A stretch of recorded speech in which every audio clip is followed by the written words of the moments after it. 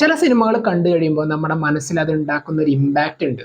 അത് പെട്ടെന്നൊന്നും പോവില്ല നമ്മുടെ മനസ്സിൽ നിന്ന്. എൻ്റെ അങ്ങനെയുള്ള ഒരു എക്സ്പീരിയൻസ് ആയിരുന്നു ഓർഡിനറി ഏഞ്ചൽസ്. എൻ്റെ ഈ സിനിമ കണ്ടു കഴിഞ്ഞപ്പോൾ ഞാൻ ശരിക്കും പ്രതീക്ഷിച്ചില്ല ഇങ്ങനെയുള്ളൊരു ഫീൽ ഈ സിനിമ തരുന്നത്. കാരണം പടം കണ്ടു കഴിഞ്ഞപ്പോൾ ഏകദേശം ഒരു 2 ദിവസം 3 ദിവസമൊക്കെ ആയി. പക്ഷെ ഇപ്പോഴും പടത്തിലെ ചില സീക്വൻസുകളും ചില സിറ്റുവേഷൻസും ഒക്കെ ആലോചിക്കുമ്പോൾ അറിയാണ്ട് തന്നെ കണ്ണ് നിറഞ്ഞു പോകുന്ന ചില അവസ്ഥയാണ്.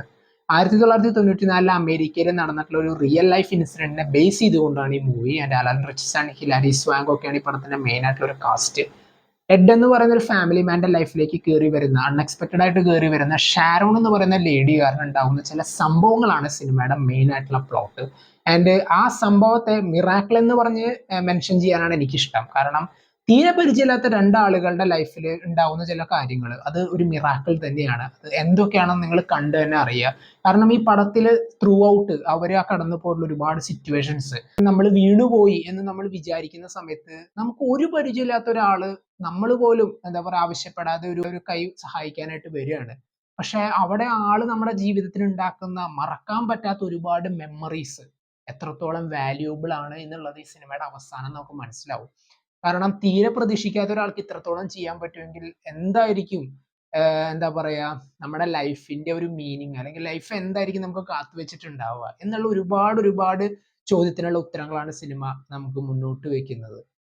ശരിക്കും ഈ പടം ഞാൻ കണ്ടുകൊണ്ട് ഇങ്ങനെ ഈ പടം ഇങ്ങനെ കണ്ടുകൊണ്ട് തന്നെ ഇരിക്കുമ്പോൾ ചില സീനുകളിൽ ശരിക്കും കരഞ്ഞുപോയി. അതായത് ആ ഒരു ക്യാരക്ടർ അനുഭവിക്കുന്ന എഡ് എന്ന് പറയുന്ന അലൻ റിച്ച്സന്റെ ക്യാരക്ടർ കടന്നു പോകുന്ന ചില അവസ്ഥകളുണ്ട്. തന്റെ ഭാര്യ മരിച്ച് തന്റെ മക്കളെ റെസ്പോൺസിബിലിറ്റി ഏറ്റെടുത്തുകൊണ്ട് മുന്നോട്ട് പോകുമ്പോൾ അതിലൊരു കുട്ടിക്ക് ഹെൽത്ത് കണ്ടീഷൻ ഉള്ളത് കൊണ്ട് അതിന്റെ ട്രീറ്റ്മെന്റും ഒക്കെ ആയിട്ട് എന്ത് ചെയ്യണമെന്നറിയാതെ ആകെ കൂടി തകർന്നിരിക്കുന്ന ഒരാളുടെ ചില അവസ്ഥകളും, ചില അൺഎക്സ്പെക്റ്റഡ് ആയിട്ടുള്ള ഒരു സംഭവം കാരണം തന്റെ ലൈഫിൽ തീരെ പ്രതീക്ഷിക്കാത്ത ഒരു കാര്യം ഉണ്ടായപ്പോൾ കരഞ്ഞു പോകുന്ന ഒരു സീൻ ഈ സിനിമയിലുണ്ട്. അത് പറയാതിരിക്കാൻ വയ്യ. കാരണം അത്രത്തോളം ഈ അറിയാതെ തന്നെ കണ്ണ് നിറഞ്ഞു പോയ ഒരു സിറ്റുവേഷൻ ആയിരുന്നു. എൻ്റെ പടത്തിന്റെ അവസാനമൊക്കെ എത്തുമ്പോൾ നമ്മൾ ഈ പടം കണ്ടു കഴിയുമ്പോൾ തന്നെ നമുക്കൊരു എന്താ പറയാ ഒരു ചിരിയോടും കണ്ണീരോടും കൂടി അല്ലാണ്ട് ഈ പടം കണ്ട് അവസാനിപ്പിക്കാൻ പറ്റില്ല.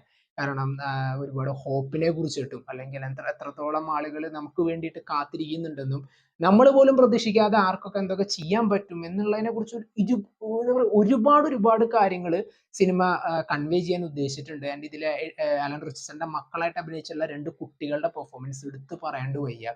വളരെ നാച്ചുറൽ ആയിട്ടൊരു പെർഫോമൻസ് തന്നെയായിരുന്നു.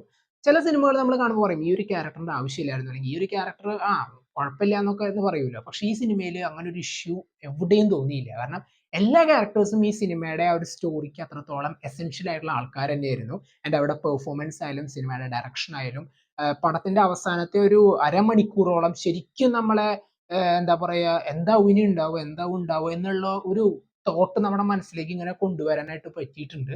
ആൻഡ് ലാസ്റ്റ് ഇത് നടന്ന സംഭവത്തിലത്തെ ആൾക്കാരുടെയൊക്കെ പിക്ചേഴ്സ് ഒക്കെ കാണിക്കുന്നുണ്ട്. എല്ലാം കൊണ്ടും മനസ്സിനെ നല്ല രീതിയിൽ എന്താ പറയാ സാറ്റിസ്ഫൈ ചെയ്യിപ്പിച്ച ഒരു എക്സ്പീരിയൻസ് തന്നെയാണ്. ഈ പടം അത്ര പെട്ടെന്ന് തന്നെ മനസ്സിൽ നിന്ന് പോവില്ല. എന്നും ഉണ്ടാവും ഈ മൂവി.